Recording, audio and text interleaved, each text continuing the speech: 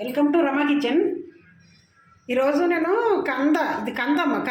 కంద ముక్కలు ఫ్రై చేసుకున్నా.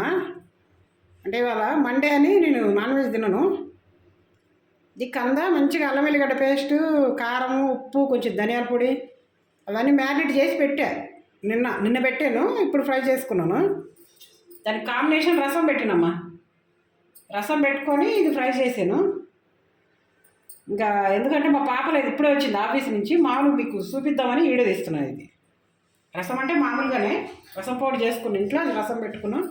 ఈ కంద ఫ్రై చేసుకున్నాను అన్నట్టు.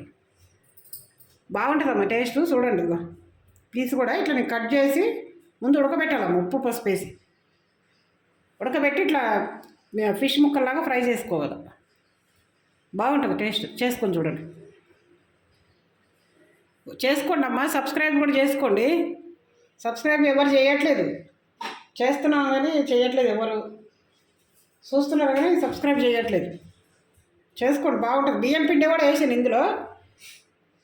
అల్లం వెల్లిగడ్డ, బియ్యం పిండి, ఉప్పు, పసుపు, కారము, కొంచెం ధనియాల పొడి వేసాను. వేసి ఇట్లా ఫ్రై చేసుకున్నాను అన్నట్టు. పప్పుచారులో కానీ దేంట్లో కానీ బాగానే ఉంటుంది. ఇక నాకు ఎందుకో రసం పెట్టుకోవాలనిపించి రసం పెట్టుకుంది దీనికి కాంబినేషన్. సరే అమ్మా.